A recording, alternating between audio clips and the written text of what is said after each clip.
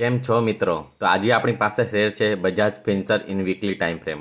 તો weekly time frame પર આપણે જોઈએ તો મેથી લઈને સપ્ટેમ્બર સુધી એ પ્યોરલી સ્ટ્રોંગ અપટ્રેન્ડમાં હતો. પછી અહીંયા એ કોન્સોલિડેટ થાય છે. જે કોન્સોલિડેટ થાય છે તેમાં એ ટ્રાયેંગલ પેટર્ન બનાવી રહ્યું છે અને આ ટ્રાયેંગલ પેટર્નની અંદર એ હજી એક નાનું અમથું ટ્રાયેંગલ પેટર્ન બનાવે છે અને એનું બ્રેકઆઉટ આપી દીધું છે. અને વીકલી ટાઈમ પર જે બિગ ટ્રાયેંગલ પેટર્ન હતું એનું પણ બ્રેકઆઉટ લાસ્ટ ટુ લાસ્ટ વીકમાં આપી દીધું હતું.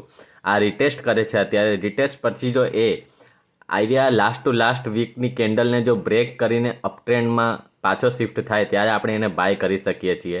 સ્ટોપલોસ જે આ રેઝિસ્ટન્સ છે એની નીચે આપણે રાખી શકીએ છીએ.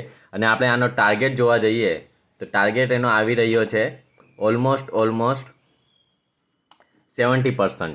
તો 70% અપટ્રેન્ડમાં એ ટાર્ગેટ આપી શકે એમ છે. આ ફક્ત એજ્યુકેશન પર્પસ માટે છે, કોઈએ ટ્રેડ લેવાનો નથી.